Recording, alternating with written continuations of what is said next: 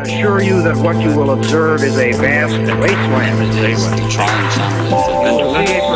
Deny what they think is false, argue what they think is false. Free and uncorrupted communication.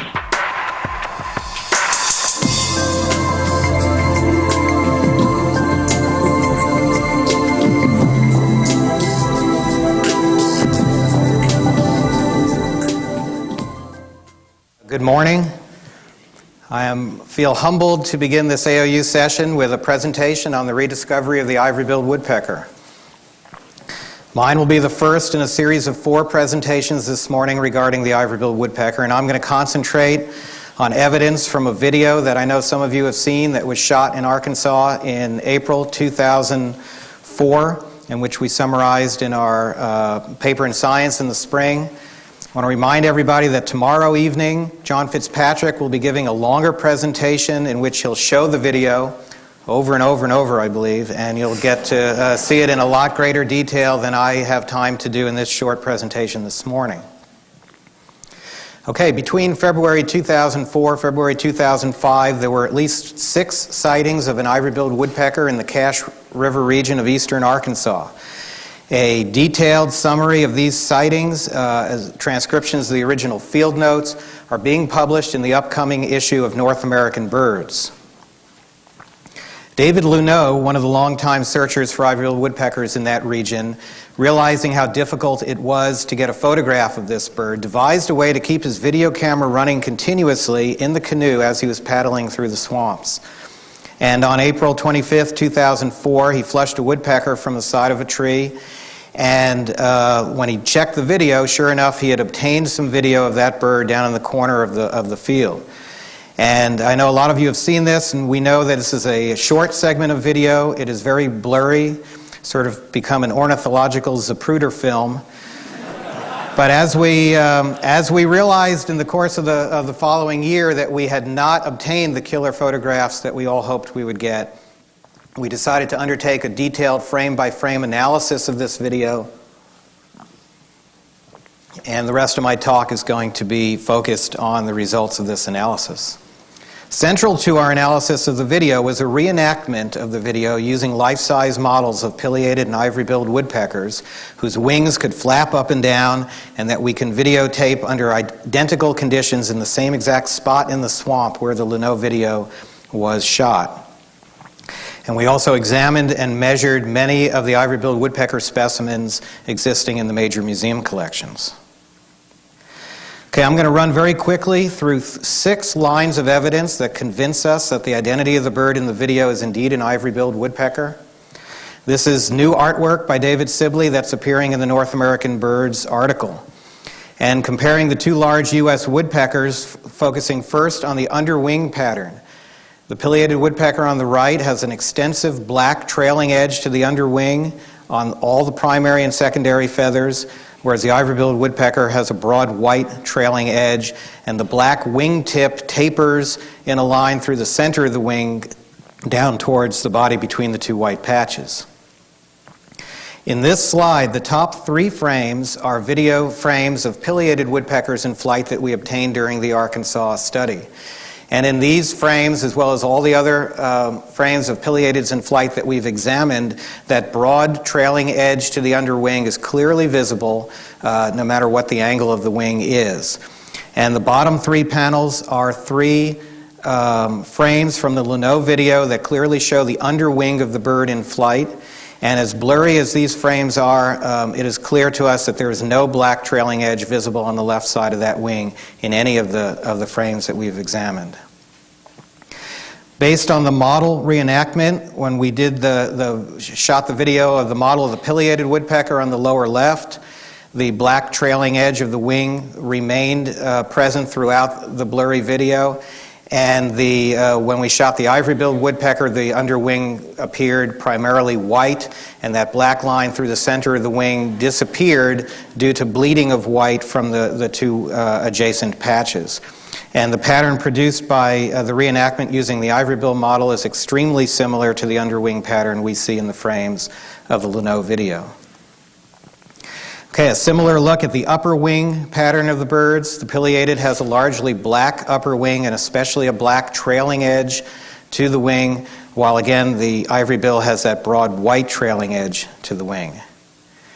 Here are 6 frames from the Luneau video that show a portion of the upper surface of the bird's left wing in flight. Beginning in the upper left, as the bird just begins to appear to the right of the tree trunk, there is a white spot that appears close to the bird's body. And that white spot moves with the wing of the bird and stays with the bird in subsequent frames. And we are sure that this is not part of the tree trunk and not a video artifact. And that white pattern repeats itself in subsequent wing beats, and it's best seen in the lower right frame from the video that shows a white line along the trailing edge of the bird's left wing all the way to the body. Comparing that pattern with video shots of a pileated woodpecker in flight showing the upper wing. The upper wing clearly shows the black trailing edge of the wing, even in that lower left frame, which is a bird in a very similar flight position to our bird. That black is visible. And so we interpret the white band on the upper wing in that frame 700 as being the trailing edge of an upper wing of an ivory-billed woodpecker, as depicted in the sketch on the lower right. Okay, the next piece of evidence pertains to this triangular white patch that appears on the left side of the tree. I'm going to toggle back and forth through here, and you see that white flash appearing, which is part of the wing of a bird, and then below it a little black spot appears right there and there, which is the tail of the bird jutting out just as the bird is getting ready to take off. Everybody see that? We interpret this triangular white patch as the dorsal surface of the wing of a perched bird, corresponding to that white wing panel that's present in the 1935 film of an ivory-billed woodpecker on a tree. And just as the bird is beginning to take flight, that white panel expands a little bit. Very little white is visible on a pileated woodpecker seen from that angle. This interpretation is further supported by looking at a mounted specimen of an ivory-billed woodpecker, which seen from a slightly ventral angle shows that same elongated shaped, triangular shaped white patch. And when that wing patch is placed adjacent to a tree trunk, it produces a pattern, an image that's very similar, in our opinion, to the shape of the patch seen in the frame of the Luneau video. Okay, a key question is, could that white flash be the underwing of a bird, and especially could it be the extensive white underwing of a pileated woodpecker? We took this question very seriously in our analysis, and I know it's been raised by some others. Using a specimen of a spread wing of a pileated woodpecker, as well as video frames of a real pileated extending its wing on the left side of a tree trunk, produces a very different pattern of black and white, with again that broad black trailing edge clearly visible to the left and below the white patch, and the shape of the white being very different from that long triangular patch with a sharp left edge that we see in the Luneau video. Based on this conclusion that white represents the dorsal surface of a bird's wing, we can make a measurement from roughly the top of the wing, the wrist area, to the tip of the bird's tail. And we can make that measurement on 2 successive video frames, and we could compare it with the diameter of the tree trunk at the spot where the bird was perched. Now, because we've gone back many times to that exact spot and we can measure that exact tree, we have an absolute measurement of the diameter of the tree trunk, and we can convert the relative measures from the video frames to an absolute measurement. And we can make that same measurement on the 1935 Allen film of a perched ivory-billed woodpecker at its nest hole. Now, amazingly, that exact tree that bird is perched on was collected after the nest failed, and it's at the Cornell Lab of Ornithology. And that's our author, Marc-Jan Lamertink, making measurements of the tree trunk. And so again, we're able to convert the relative measures from the film frame to an absolute measurement. And when we do that and compare it with the wrist to tail tip measurements that we made on the museum specimens, we find that for pileated woodpeckers, both male and female, the measurement from wrist to tail tip is roughly 29 centimeters. And for the ivory-billed specimens, it's roughly 33 to 34 centimeters for that measurement. The measurement we made off the Arthur Allen film of the perched bird was roughly 34 centimeters. And the measurement that we were able to make off the Luneau video frames was about 35 centimeters near the upper edge of the range for ivory-billed woodpecker, and much larger than any of the measurements for the pileated woodpeckers. An additional plumage characteristic that separates the two large woodpeckers is the extensive amount of white on the back of the ivory-billed woodpecker where those two lines converge, and the pileated woodpecker's back is entirely black. There are a few places in the video where if you toggle back and forth and focus on the area between the wings, there is a white spot visible that stays with the bird and stays with the wings, especially as the bird is just beginning to gain altitude and veer off to the left, as you'll see tomorrow evening if you haven't seen it. And we believe this white spot represents a white on the back of the flying bird.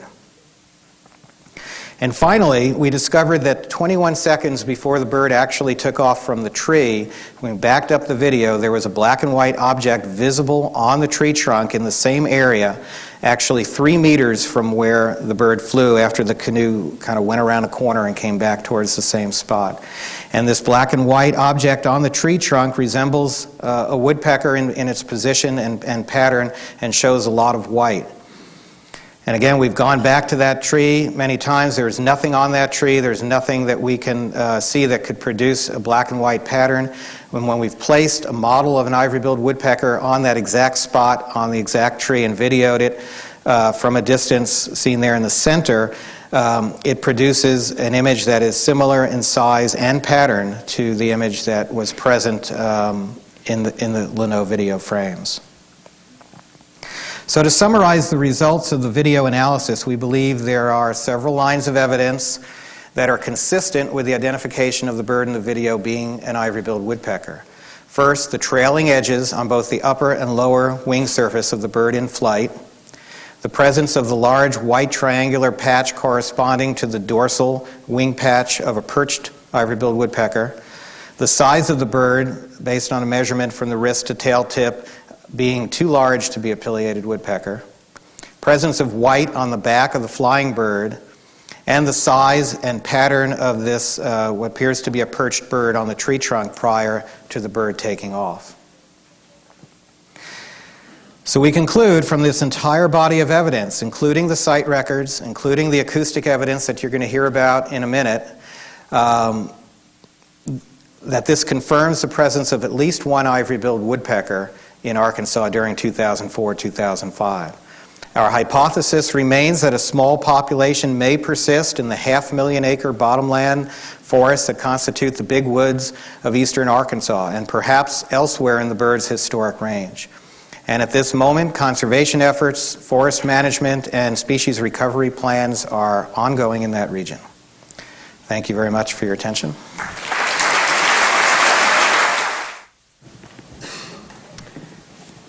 Okay, thank you for all being here this morning. It's an honor to be here. As part of our search for ivory-billed woodpeckers surviving in the Big Woods region of eastern Arkansas, we recorded approximately 18,000 hours of acoustic data in the Cache River and White River National Wildlife Refuges between December 18, 2004 and May 31, 2005. Today I'll provide a preliminary account of our ongoing analyses of these recordings.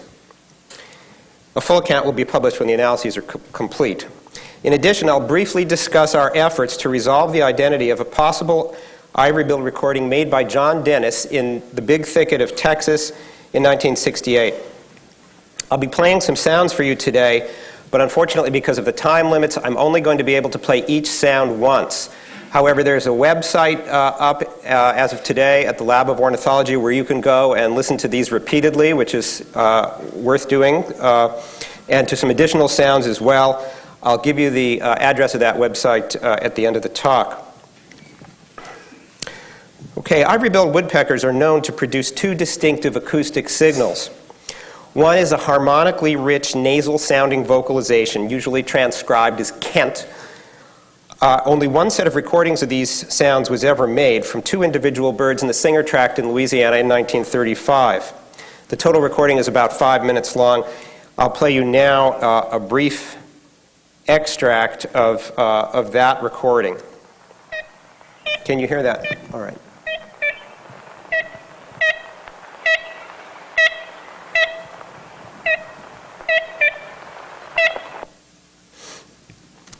Okay, the second characteristic sound of an ivory-bill was never definitively recorded and is known only from written descriptions. A loud, rapid double knock apparently used as a display, alarm, and contact signal.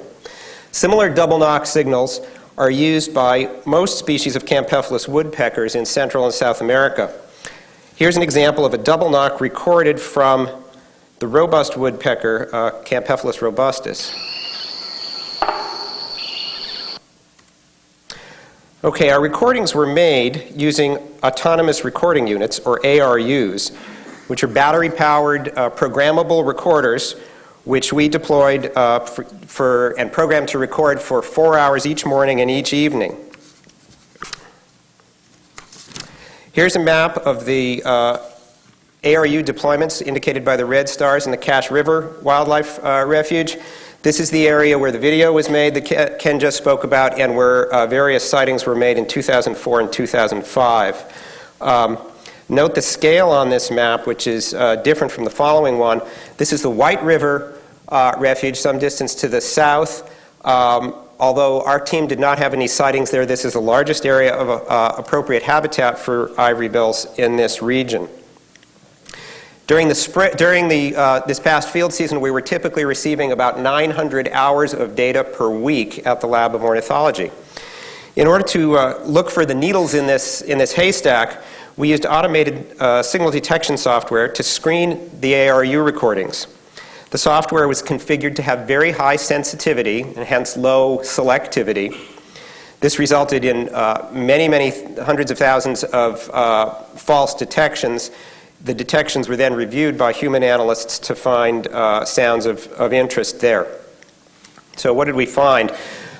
On 4 particular days in January 2005 in the White River, one of our ARUs recorded a series of Kent-like sounds, some of which I'll play for you now.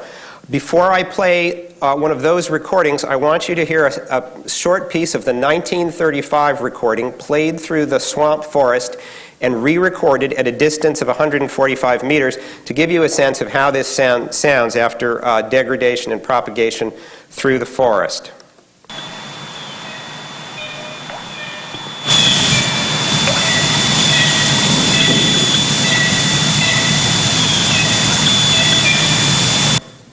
Okay, and then in January 2005,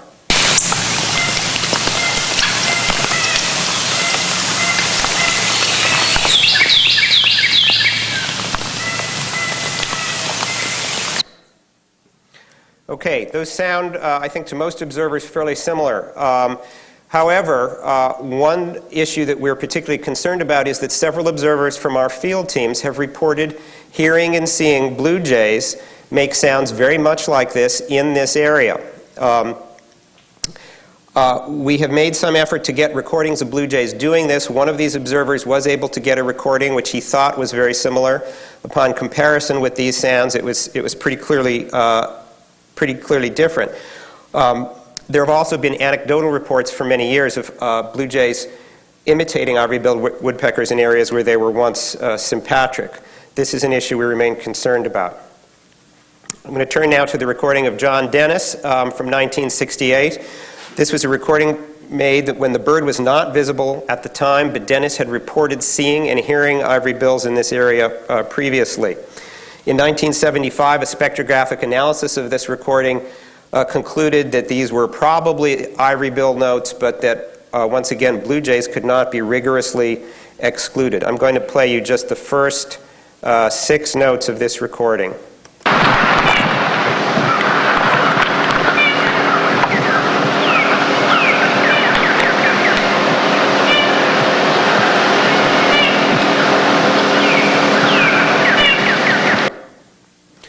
I want to now very briefly describe a quantitative analysis that we've done to try to get at the question of whether these sounds are more similar to ivory-billed woodpeckers or to another possible candidate species, to try to rule out the wishful thinking and the overcautious conservatism, both of which are difficult to avoid in this particular assessment. This analysis focuses on individual notes and ignores the temporal pattern or cadence of these sounds. There are several steps to this. We start by identifying potential sources for these unknown sounds. We assemble a collection of these from the Macaulay Library and our recordings. Using spectrogram cross-correlation and principal coordinates analysis, we extract acoustic measurements. This process is entirely automated so that there's no opportunity for human bias to enter into the measurement process. And then finally, we build a classifier, multivariate classifier, using a technique called random forests, which I can talk to you in more detail about later if you like. We can then use this classifier to classify the unknown sounds. In the top panel here, you see a validation test run of the classifier using known data. It has a 98% correct classification for known ivory-bills, blue jays, and white-breasted nuthatches. On the bottom, you see the results of our classification of the unknowns. 3/4 of the White River recordings, some of which I just played, are classified as ivory-bills. The remainder are classified as nuthatches. I'll come back to that in a moment. The Dennis recordings are pretty much evenly split between these three possible candidates. This is a multidimensional scaling plot indicating the acoustic similarity of different sounds to each other. Each point represents one individual note. The proximity of notes on the plot indicates how similar they are based on our measurements. The green points represent known ivory-billed woodpeckers, the blue are blue jays, and the purple are known white-breasted nuthatches. You can see that for the most part these are in very discrete areas of the plot, but there's an area in the center here where they all kind of converge, where some of these notes are very similar to each other. And you can see that the yellow stars, which represent the Dennis calls, are all in this region of great similarity, so they're very difficult to classify. The circles, the pink and red circles, represent notes that we recorded in Arkansas in 2005. The red notes are from 2 days when the notes are relatively loud and clear. The pink points are from 2 other days when they are much less clear, but clearly from the same source. And as you can see, the loud, clear notes are clearly classified or segregated with the ivory-billed, the known ivory-billed recordings. The ones that are less clear are more difficult to classify. And in the previous table I showed you, the 11 notes that were classified as nuthatches are in this pink region. But if you listen to these recordings, it's clear that whatever they are, they're all the same. So, to summarize our analysis of the Kents, I want to remind you that the analysis describes individual notes, refers to individual notes only. Our classifier, based on quantitative measurements, agrees with most human listeners that these sequences from Arkansas are more similar to ivory-bill sounds than they are to any other sound that we have a recording of. However, we need to take this with a significant grain of salt. We cannot at this point definitively exclude blue jays because we have not yet obtained recordings that our field observers say recordings of known blue jays that our field observers say match what they heard in the field. So a high priority for our future work is to obtain more recordings of blue jays in this area. And finally, regarding the Dennis recording, the methods we have right now are unable to distinguish reliably the species identity of those notes. Okay, I'm going to turn now to double knocks. Because of the simple structure of these sounds, it can be very hard to definitively rule out other sources for any particular double knock. However, we expect ivory-billed double knocks to have a particular distribution in time and in space. We know from Tanner's work that ivory-bills, like other Campephalus woodpeckers, were particularly prone to double knock when they first emerged from their holes in the morning and just before going to roost at night.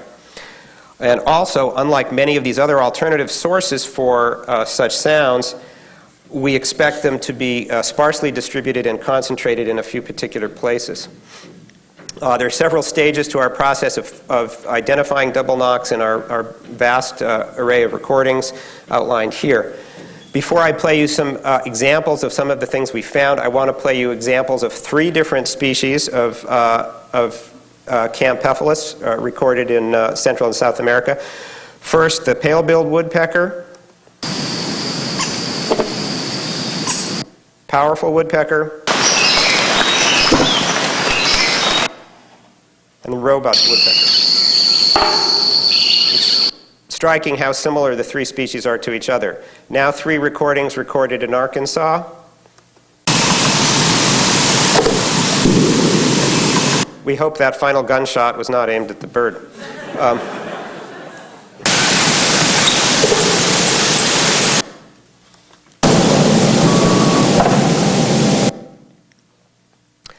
Okay, now Campephalus woodpeckers are known to often answer each other's double knocks. These exchanges are often between members of a mated pair. I'm going to first play you a recording from Bolivia of a pair of 2 red-necked woodpeckers, one answering the other. Then I will immediately play you a recording made in Arkansas, just over 1 kilometer from the source of the vocalizations I played a moment ago, and during the same time period when we got those vocalizations. In that recording, the first double knock, 1 second into it, is very faint. I've got the volume cranked as far as it goes. Listen closely. It comes just before a series of robin calls, and it's answered 3.5 seconds later. First, the Bolivian recording.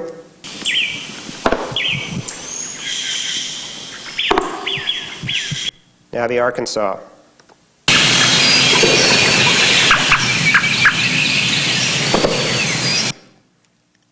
Okay, there's one other recording we have also from Arkansas of a similar event in which there are actually 3 double knocks. It's quite long. I will only play the first 2. Again, the first one is very faint and distant, and it's followed 5 seconds later by another one. And you can see in the spectrogram that there's a third loud one, which I'm not going to play right now.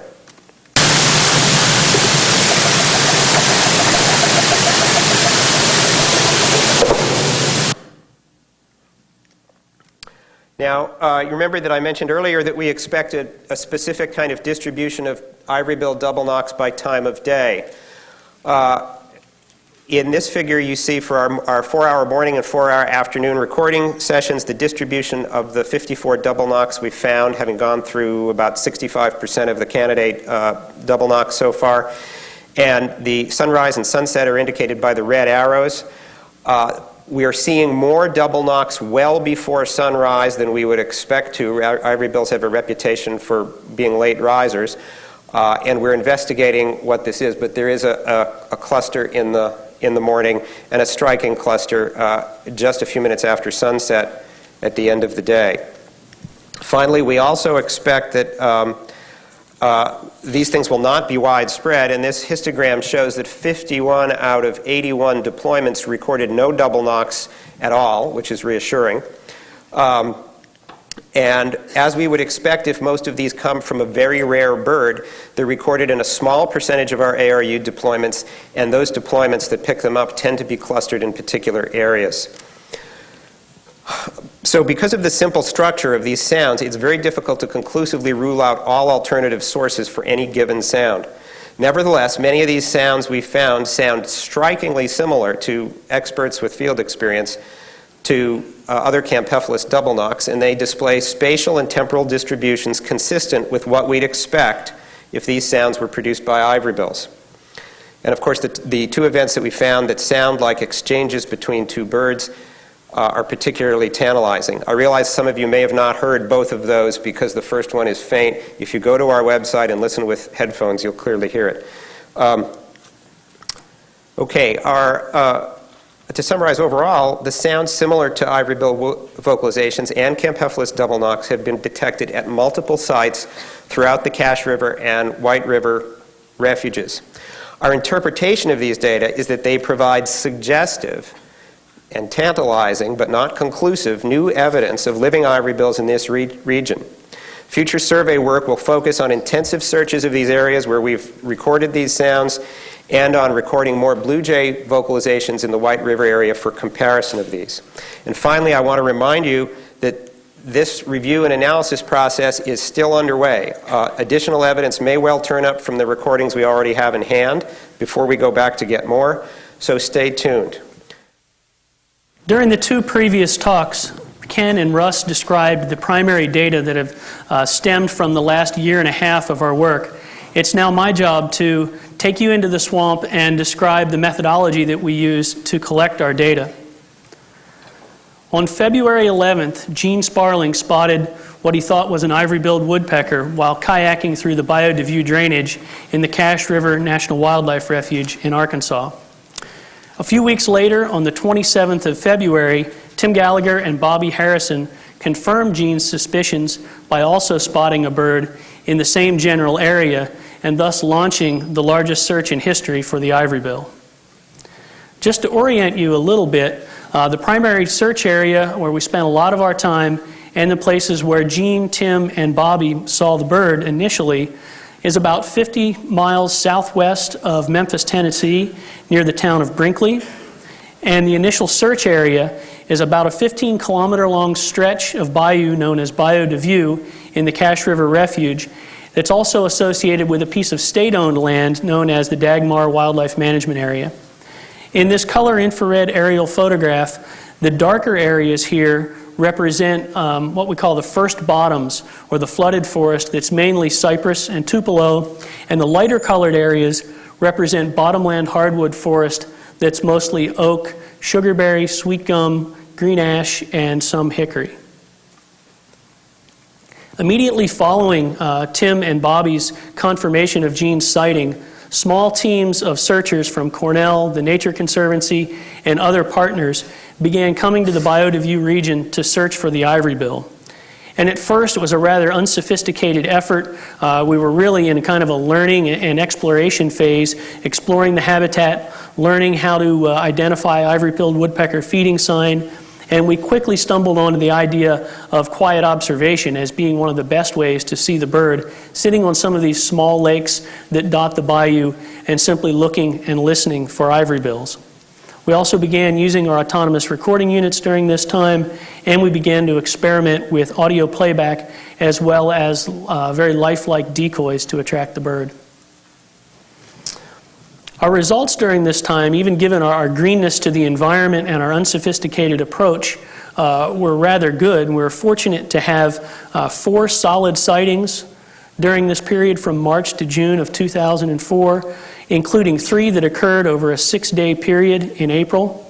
It's also during this time that David Luneau shot his 4 seconds of video that Ken Rosenberg just described for us. Shot that on April 25th. And it's probably also worth noting here that there were 8 other probable encounters during this same time frame that were certainly not definitive, and we didn't include them in our formal analyses, but the observer did indeed think that they either saw or heard an ivory-bill. James Tanner in his work describes summer as being the least productive time to search for ivory-bills, mainly because of a lack of conspicuous behavior at that time and also poor field conditions. In our case, this means full leaf out, which means it's difficult to see, and low water, meaning you can't canoe into some of the core areas of the forest. So we used the summer of 2004 to refine our techniques a little bit, become more standardized and systematic, purchase equipment, develop field stations, and of course, we needed some additional staff if we were going to ramp up our survey efforts. We hired 23 full-time searchers to work in what I call phase 2 of our search effort, and 38 part-time searchers who came down for 2-week intervals to help pad out our effort. One of the biggest changes for phase 2 was an expansion of our study area. We moved, in addition to searching in the Cache River National Wildlife Refuge, we also began searching in the White River, which is about 50 miles south of the town of Brinkley towards St. Charles. The White River is about 85,000 hectares of bottomland hardwood forest that's also interspersed with swamps that contain mostly cypress and tupelo, and also some old growth areas, particularly around the Sugarberry Natural Area. We had 3 objectives and 3 guiding principles for our search. The first objective was simply to relocate the birds that had been seen in February and April of 2004 and obtain irrefutable evidence of their existence in eastern Arkansas. We also wanted to determine the status and number of individuals in the population, and of course begin describing the local ecology and behavior of these birds. We had 3 guiding principles also for the search effort. The first was that our sampling must be both systematic and adaptive. Systematic in order to discover and begin mapping widely distributed sign throughout the landscape. sign that's conspicuous, such as scaling and excavations on feeding trees as well as cavities, but widely distributed, and also begin to find key habitat features such as dead and dying trees and old-growth timber. We also needed to be adaptive, however, in order to reduce our search or sampling area at particular times. We needed to be flexible enough to move from a systematic effort to an adaptive effort based on some trigger, such as a recording on an ARU or a possible sighting, thus reducing our effective sampling area and increasing the probability of encounters with the bird. And finally, we needed to ensure that the ecology and behavior of the bird was always kept in mind and that that ecology was informing our search strategies. Over the next series of slides, you'll see in yellow italics below the title some ecological or behavioral trait that caused us to key in on some particular sampling technique. The first I'd like to talk about is prioritized polygons. We know from Tanner's work that ivory bills have very specific habitat needs, three key components being very important: a distribution of dead and dying timber in the landscape to provide habitat for cerambycid beetle larvae, which is the primary food source of ivory bills. Also, old growth or at least very mature stands of timber that provide cavities that are sufficient in size for both roosting and nesting. And finally, a highly diverse forest community that includes both hard and soft mast to produce supplemental food when beetle larvae are not abundant. We identified on our aerial photography these polygons that included those three habitat components and then prioritized those and searched them in a two-step process. First step being rather non-invasive, simply going into a polygon these are kind of, I think of these as mock home ranges, if you will, places where we could go into and sit quietly and watch to look and listen for the bird. If that failed, we became more aggressive in our techniques, became active in our searching, and used systematic sampling to look for sign as well as key habitat features. We used GPS-enabled transect surveys to look for conspicuous and distributed sign. And we used GPS technology in two ways. One, a rather standard way to follow pre-identified transects, and a second way was to use the tracks function on a GPS unit. Most new GPS units have a tracks function that you can turn on, which tracks your movements throughout the landscape.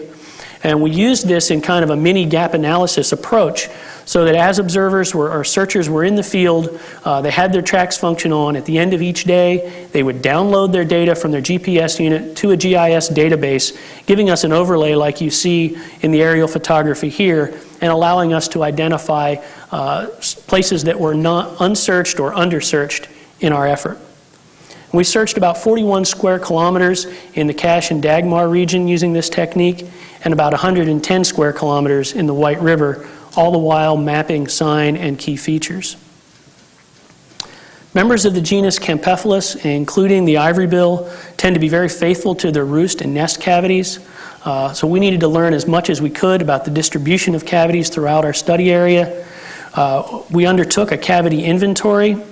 In 15,900 hectares within our study area, we mapped 375 cavities and ranked them into 4 classes based on their perceived suitability for ivory bills.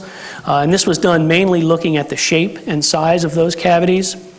And then we monitored 119 of the very best cavities, typically during the last 2 hours of daylight, waiting for ivory bills to return to these roost sites. We did this during 900 hours of observation. Tanner also described the ivory bill as being nomadic, certainly nomadic at the edges of its home range and widely traveled within the core of its home range.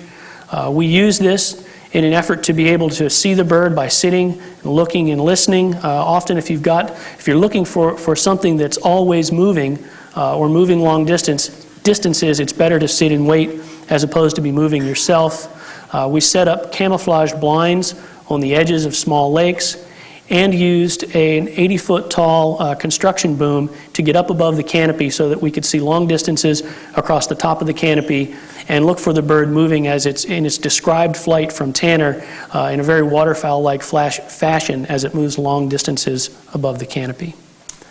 I'm not going to spend much time on ARUs.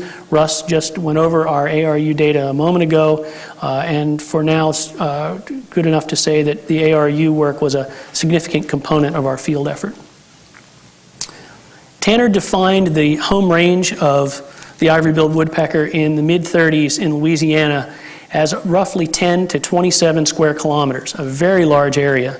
When you're looking for something like an ivory bill in a very large area, it may be beneficial to try to bring that organism to you as opposed to spending a lot of time moving throughout that home range looking for it. In an effort to do that, we used lifelike wooden decoys that we carved. Bobby Harrison carved these, as well as audio playbacks of double wraps from powerful woodpecker, as we don't have a double wrap from ivory-billed woodpecker, and Kent calls that were recorded by Allen and Kellogg in the Singer Tract in the 1930s. So, what did we find after all of this effort during phase 2 of our search? Well, in fact, our results are somewhat disappointing. We've got simply one more sighting during the November to May period when Casey Taylor observed an ivory bill traversing this narrow power line in the Cache River. We have double knocks that were heard by observers in the field. We have 7 probable but unconfirmed encounters.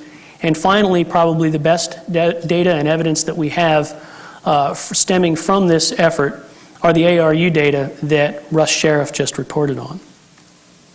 So, why are there so few observations of this bird? Why haven't we found it more frequently given the level of effort we've put forward? Well, I wish I knew the answer to that question. And I don't think any of us know for sure, but we can certainly speculate on a few things. One, we're looking for very few, perhaps just one individual in a huge area, about 225,000 hectares. And to put that into perspective, what they call the Big Woods region of Arkansas stretches from the Cache River southward to the White River. And that area, this 225,000 hectares, is about 70% of the size of the state of Rhode Island. So that gives you some perspective of how difficult it is to find one or a handful of individuals in a very large forested landscape. Nomadic behavior. Nomadic behavior works against us in that if we find a bird, if we make a sighting in a particular location, there's certainly no guarantee that we'll find that bird back in that spot again the next day or 2 days after that or even a month after that. This bird is moving very long distances to acquire the food it needs in its daily life. Home range size, we already talked a bit about that. The bird's thought to be elusive and secretive. Certainly it was fleeing the approaching canoe in David Luno's video that you'll see later in John Fitzpatrick's plenary session. And a lack of around-the-clock coverage in key areas certainly was a factor.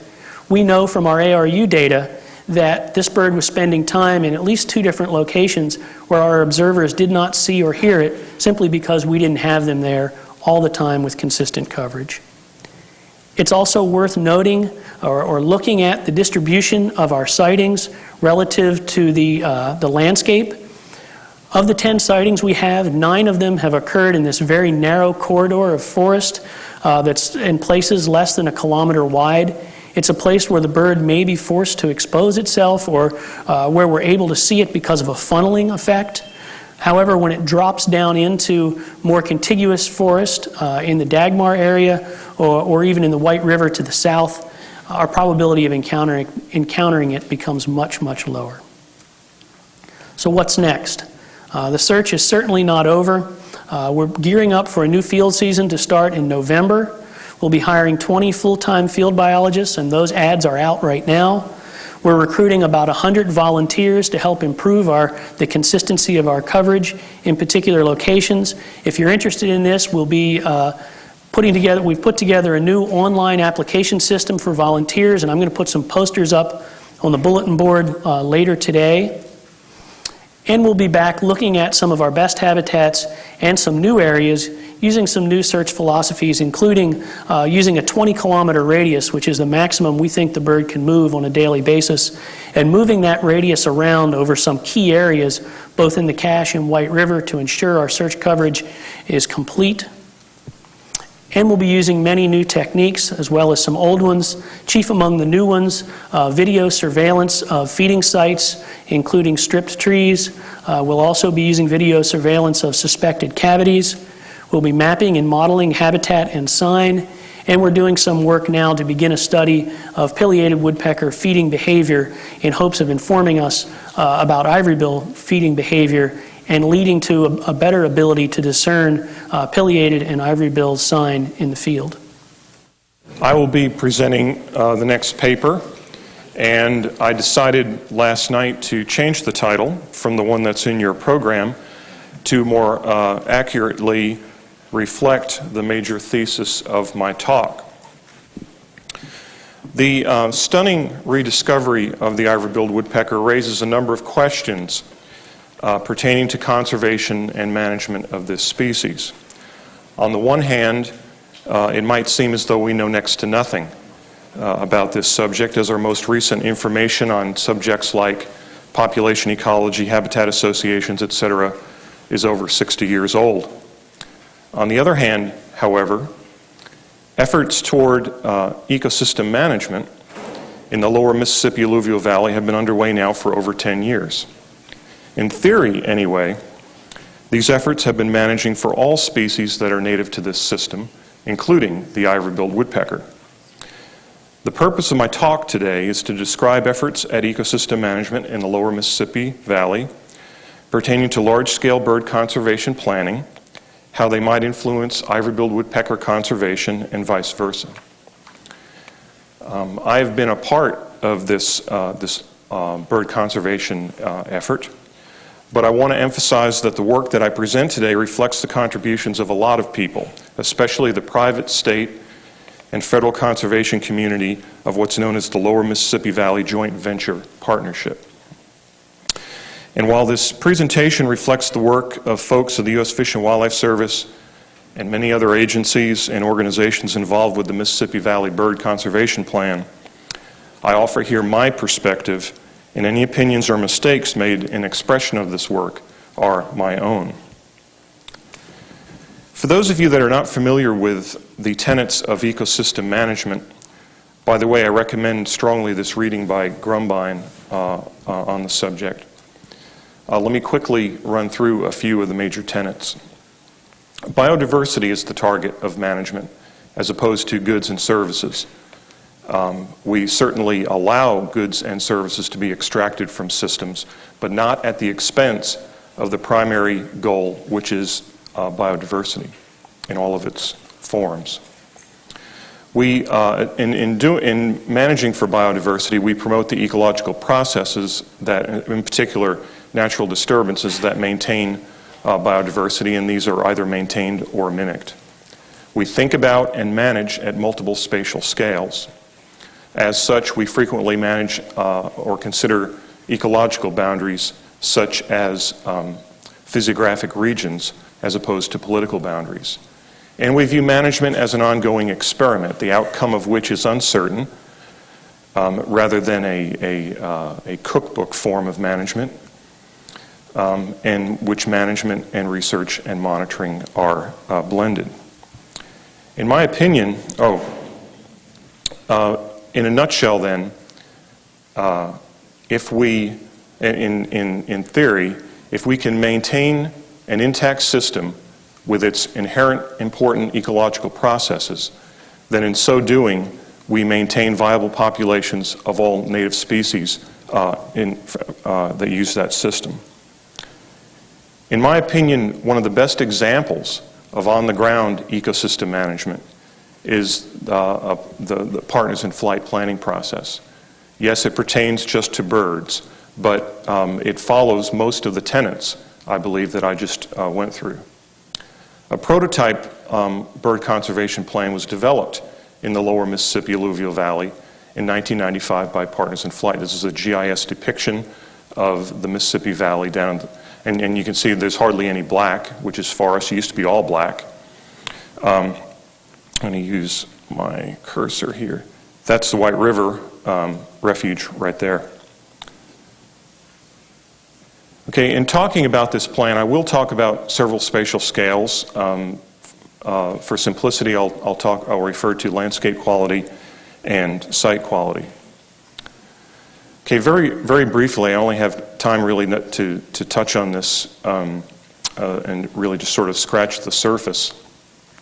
There are numerous, you can think of this plan as having various layers which can be depicted on a GIS.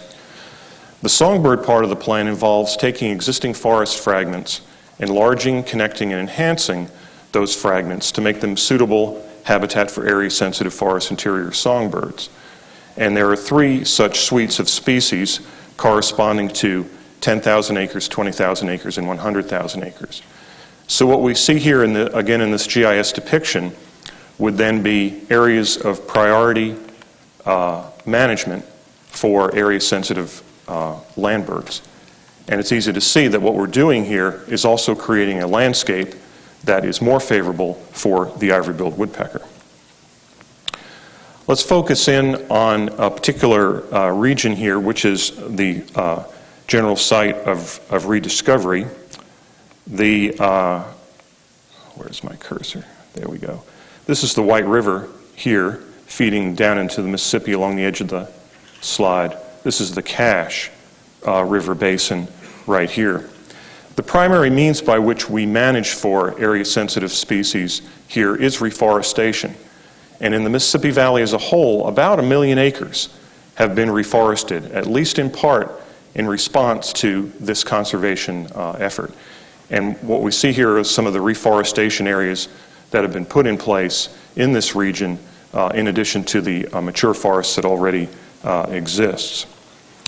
Okay, if we take a look then at the site of rediscovery, we can see that although there is some reforestation going on there, and also it occurs within the areas of highest priority for reforestation, the warmer colors being of a higher priority. This is a result of a computer algorithm to develop these priority areas, that a lot of additional work needs to be done in this region. So how does the rediscovery of the ivory-billed woodpecker alter this Mississippi Alluvial Valley plan? Well, certainly there needs to be an increased focus on the lower White River and Cache River floodplains.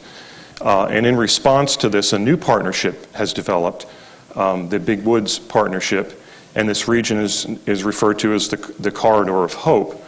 John Fitzpatrick will undoubtedly talk more about this later in the meeting. But this brings a lot of new resources to bear on making these landscapes more favorable for area-sensitive species. Also, we anticipate developing a new layer, if you will, GIS layer, for ivory-billed woodpeckers. The data that we can use for this, of course, come from Tanner's work from the Singer Tract. We do have an idea of their territory requirements in terms of size. We do have an idea of habitat associations, and we do have some notion of their food requirements. And from this, we can begin to develop another layer for this overall plan.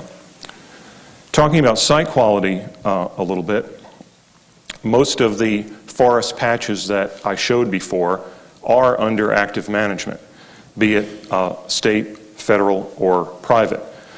Virtually all of it is under some form of all-age management or uneven forest management, even uneven-age forest management. Taking the U.S. Fish and Wildlife Service approach as an example, the U.S. Fish and Wildlife Service on their national wildlife refuges managed to promote biodiversity. It is an ecosystem-based approach. They do actively manage timber, that is, they harvest timber. Their harvests are designed to mimic natural disturbances like blowdowns, tornadoes, and the like. And they do promote research on their lands, research on their management practices. And I'll talk about some of our research we did on White River several years ago. In terms of exact prescriptions in forests, an interagency team was put together actually several years ago and began to develop a set of desired future conditions for forests in the Mississippi Alluvial Valley. So this was well in advance of the rediscovery of the ivory-billed woodpecker. And the emphasis was on developing mature forest or old growth conditions. These would feature a number of bigger, older, super-dominant trees rising above a canopy that reflects a diversity of age classes throughout the forest, and a focus on dead and dying trees. The thought was originally providing habitat for things like black bear denning sites and the like. But now, with the rediscovery of the ivory-billed woodpecker, we suddenly need to know a lot more about providing the food sources they need, which are the wood-boring beetles that inhabit these dead and dying trees, giving rise to a new area of applied forestry that one of my colleagues refers to as morticulture. What effects do these timber harvest methods have on birds? Well, we don't know about the ivory-billed woodpecker yet, but the experiment we did for 8 years at the White River National Wildlife Refuge, we looked at 3 different timber harvest alternatives: no cuts, small patch cuts, and thinnings, and we looked at the response in terms of nest success of a number of species. And here I have some data for the prothonotary warbler. And what you can see here is that regardless of the year, that all 3 treatments, nest success in any given year was very similar for all 3 treatments, indicating a minimal effect of timber harvest on nest success. And in fact, you can't tell from this diagram when in this time sequence when the harvests were applied. They were applied between 95 and 96. Obviously, there's substantial variability from year to year in nest success. What does this due to? We believe it's due primarily to what we think is the most important natural disturbance process that occurs in bottomland forests, and that is flooding. If you take a look at some of our flooding data from those years, you can see quite a bit of variability. That horizontal line there depicts when our plots would be completely inundated. And we believe what happens here is that the water levels, different water levels, affect nest predator ecology. Obviously, varying amounts of water will influence the numbers, types, and availability of alternative food, affecting nest success. And it is possible that the same sort of effects could affect the ivory-billed woodpecker. We probably should remove that red-bellied woodpecker there and replace it with barred owl, but this was an old slide. Also, this brings into question then projects that will influence hydrology. Projects that influence hydrology in the Mississippi Valley, and in particular in the White River, probably should be given a bit more thought and should be re-examined. There are 2 such projects underway now in the White River. One is the Grand Prairie Irrigation Project, which draws water directly out of the White River for irrigation purposes rather than drawing water out of the depleted aquifer. The other is a channel improvement project for the Lower White, which would deepen the channel and stabilize banks on the White River. Both of these would influence hydrology. It is unknown exactly how, but they at the least, I believe that these 2 projects need to be re-examined in light of the rediscovery of the woodpecker. In closing, I'll quote from the Endangered Species Act, and in this section covering the purposes of the Act, the focus is not on protecting the species itself, but protecting the ecosystems upon which endangered and threatened species depend. And this is exactly the approach we intend to take with the ivory-billed woodpecker. I shouldn't have to point out to you that the Endangered Species Act is under a lot of criticism. Ecosystem management, the philosophy and practice of ecosystem management, was developed in part to avoid the highly confrontational scenarios we've seen in recent decades with regard to management of threatened and endangered species. And I view this as an important test case for ecosystem management in general, for the Partners in Flight planning process in particular, and ultimately the Endangered Species Act.